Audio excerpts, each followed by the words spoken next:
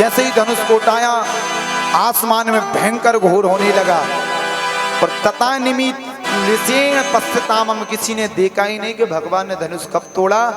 प्रतिंचा खींची, भयंकर अट्टहास हुआ, धनुष के 2 टुकड़े हो गए।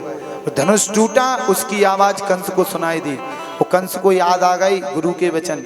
मेरे गुरु ने ये धनुष देते हुए कहा था कि जो धनुष को तोड़ेगा वो तुझे नहीं छोड़ेगा। अब धनुष टूट गया है, मैं भी बचने वाला नहीं हूं। फिर तो परछाई देखता है तो कहता है कृष्ण आया, कृष्ण आया। दरवाजे खिड़कियां बंद करने लगता है, बोले कृष्ण ना आ जाए। और धनुष टूट गया। जब सैनिकों ने इसका विरोध किया तो तुमने धनुष क्यों तोड़ा, तो भगवान को मारने के लिए आए। एक टुकड़ा पकड़ा बलराम जी ने, एक टुकड़ा पकड़ा कृष्ण कन्हैया लाल जी ने, और वो घुमाकर पिटाई लगाई। कछु मारे से कछु मृदय से कछु मिले से धरे धूल। कुछ मारे गए, कुछ धूल में मिला दिए गए, और कुछ जाकर कहते महाराज आपकी दुआई हो धनुष टूट गया है। कंस ने कहा कि अब मैं बचने वाला नहीं हूं। तुरंत उसने आपात बैठक बुलवाई और रात को ही सबको आदेश दिया कि सब तैयार हो जाओ। यहाँ भगवान संध्या होते ही अपने शिविर में लौटे। अगले दिन नंद बाबा गोप ग्वाल तो सबके सब चले गए सीधे कर देने के लिए कंस के दरबार में। और यहाँ भगवान जब जैसे ही द्वारिका के मुख्य मार्ग से अर्थात मथुरा के मुख्य मार्ग से चले आ रहे थे तो उनका स्वागत मथुरावासी कर रहे हैं। कोई पुष्पों की वर्षा कर रहा है, कोई इत्र की वर्षा कर रहा है, कोई सुगंधित द्रव्य डाल रहा है। इस तरह कोई रंग उड़ाकर भगवान का स्वागत कर रहा है। भगवान आए तो महावत ने देखा कि अब आ गए हैं कृष्ण बलराम। तो रंगभूमि जहां पर सजाई गई थी, जिस अखाड़े में पहलवान थे, उसी द्वार पर कुबलिया पीठ हाथी था। महावत ने उसे निरंकुश कर दिया, अपना अंकुश हटाया, टूट पड़ा कृष्ण बलराम की ओर। भगवान की ओर आते हुए देखकर बलराम जी ने पकड़ ली सूंड, कृष्ण कन्हैया लाल ने पकड़ ली पूंछ। कभी वे बलराम जी को धकाता है, कभी कृष्ण जी को धकाता है। ऐसे घोर संग्राम हो गया।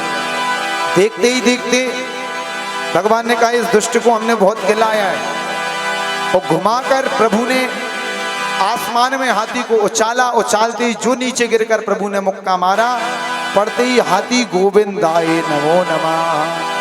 हाथी मारा गया जिसमें 30,000 हाथियों का बल था, इतना बलवान हाथी। और एक दांत पटाया बलराम जी ने, एक उखाड़ा कृष्ण जी ने, और दोनों भाई अपने कंधे पर हाथी दांत रखकर रंगभूमि में प्रवेश कर रहे। तो जो जिस भाव से भगवान को देखता है वैसे ही प्रभु उन्हें दिखाई दे रहे। रही भावना जे की जैसी रही भावना।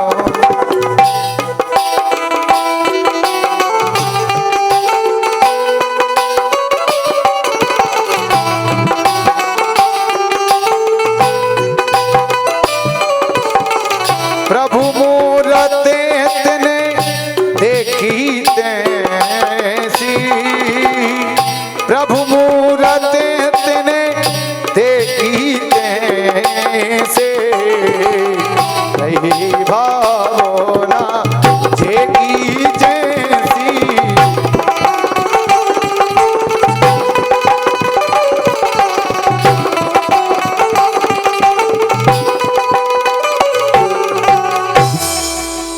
ब्रजवासी देख रहे थे, मथुरावासी, तो भगवान छोटे बच्चे दिखाई दे रहे थे। गोपियां देख रही थी जो मथुरा की थी, उन्हें उनके प्रिय दिखाई दे रहे थे। बड़े बूढ़े देख रहे थे, उन्हें भगवान दिखाई दे रहे थे। परंतु कंस को तो साक्षात ऐसा लग रहा था यमराज ही मेरे प्राण निकालने के लिए आए हो। यम पास लेकर यमदूत चले आ रहे हो। और जो भगवान रंगभूमि में पधारे, आदेश हुआ, चाणूर से कहा चाणूर चटा दे धूल। चाणूर भगवान से चिपट पड़ा। भगवान ने कहा कि भाई हम कहाँ 10-12 वर्ष के, तो कहाँ तुम इतने बड़े 25-30 वर्ष के बलवान पहलवान, कहाँ हमारा और आपका मुकाबला। बोले भाई हमने तो सुना था तूने गोवर्धन उठाया है, तूने इतने बड़े बड़े दैत्यों को मारा, और आज तू डर गया कि तूने तेरी मैया का दूध नहीं पिया है। भगवान को ललकारा, फिर तो क्रोध आ गया। तो जो क्रोध आया तो मुष्टिक से तो कृष्ण श्री बलराम जी भिड़ गए, और चाणूर से हमारे भगवान श्री कृष्ण कन्हैया। भयंकर मल युद्ध प्रारंभ हो गया। श्री सुखदेव जी वर्णन कर रहे हैं, चाणूरे मुष्टिके कूटे सले तो सल के हते सले तो सल के हते शेषा प्रादुर मल्ला सर्वे प्राण परस्परा सर्वे प्राण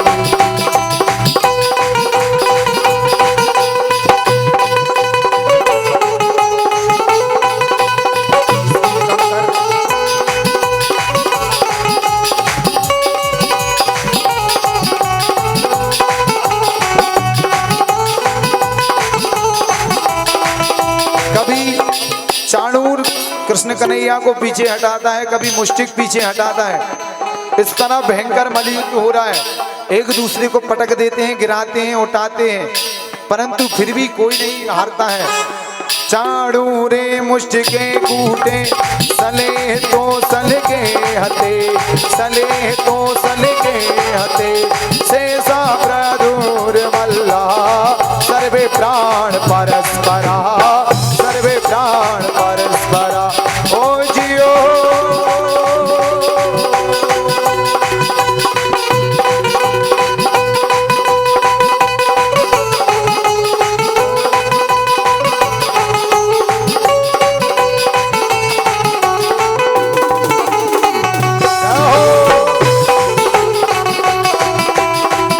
बोल बाके बिहारी लाल की। जो मुष्टिक ने बलराम जी की छाती में मुक्का दिया, एक मुक्का मिलाकर बलराम जी ने दिया मुष्टिक गोविंदाय नमो नमः। चाणूर ने श्री कृष्ण में मुक्का दिया तो एक मुक्का श्री कृष्ण कन्हैया लाल ने दिया चाणूर गोविंदाय नमो नमः। सल तो सल आए, मारे गए, और भी छोटे बड़े पहलवान आए, मारे गए, सब में भगदड़ मच गई।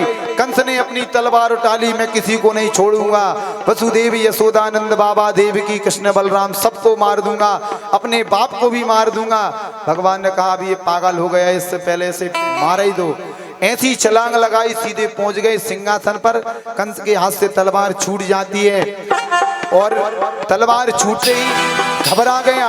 भगवान ने केस पकड़े, भूमि पर पटका, पटकते ही समस्त भूमि का भार इन हाथों में लेकर कंस की छाती में जो मुक्का दिया, पड़ते ही कंस गोविंदाय नमो नमः। बोले कंस मर्दन भगवान की। पारिचित एक नारियल चढ़ा दें, खोल दें, कंस मर गया है। वसुदेव सुतम देवम, सब देवता जय जयकार कर रहे हैं, स्तुति करने लगे भगवान की। वसुदेव सुतम देवम ओ कंसे चाणूर मर्दनम कंसे चाणूर मर्दनम देवी की परमानंद हो वंदे कृष्णम जगत गुरु वंदे कृष्णम जगत गुरु।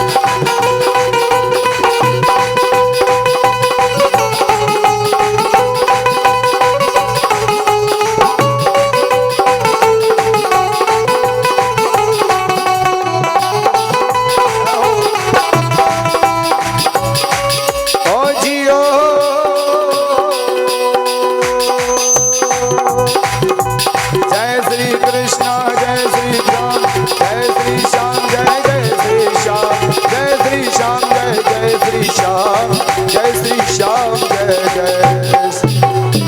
बोल कंस मर्दन भगवान की, कृष्ण कन्हैया लाल की, बलदाऊ भैया की।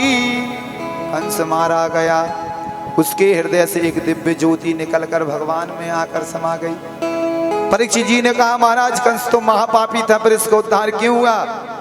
श्री सुखदेव जी कहते हैं परीक्षित कौन कहता है कंस जो है पापी रहा, भगवान के हाथ से मरा है, इसलिए वह परम पवित्र बन गया है, उसे मोक्ष प्राप्त हुआ है। कंस को मोक्ष प्राप्त हुआ अंत में भगवान के हाथ से मरा, भगवान को याद करके मरा, भगवान के सामने मरा, तो मोक्ष ही प्राप्त होना है। कंस को मोक्ष प्राप्त हुआ। इसके बाद में उसकी दोनों पत्नियां अस्थि और प्राप्ति आई और कंस के आगे आकर आंसू बहाने लगी। जरासंध की दोनों पुत्रियां थी, पर कंस जैसा महापापी दुष्ट जो ये कहता था कि संसार मेरा है, वो नहीं रहा। तो संसार में जो अभिमानी पुरुष होते हैं उनके लिए ये कंस से सीखना चाहिए कि जब कंस नहीं रहा, वो तो कितना बड़ा था, हमारी क्या औकात है महाराज, हम कैसे रह सकते हैं। इसलिए अपने आप को भगवान को समर्पित कर दें। इसलिए संत कहते हैं, और जिस दिन ये मौत की शहजादी आएगी, जिस दिन ये मौत की शहजादी आएगी, और ना सोना काम आएगा ना चांदी आएगी।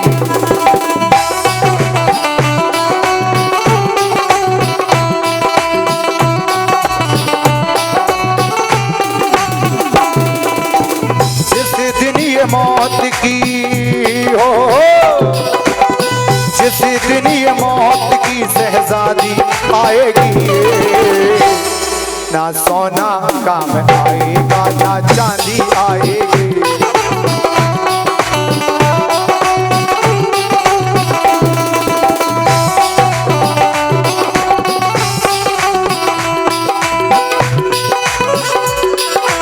ओ मिट्टी का मकान इसमें बड़े अरमान है,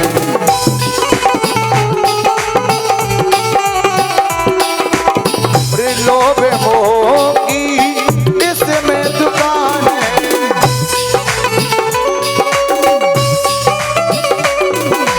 और लोभ मोह की इसमें दुकान है।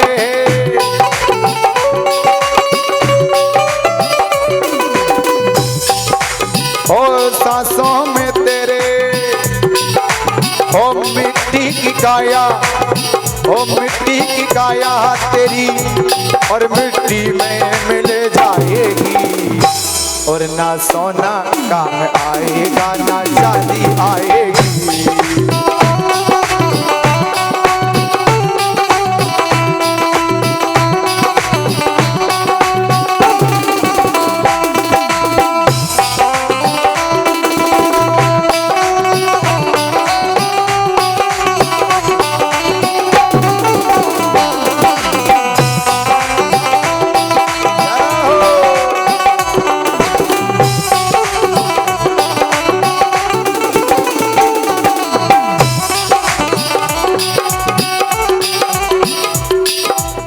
पंछी ये पिंजरा तोड़ के उड़े जा,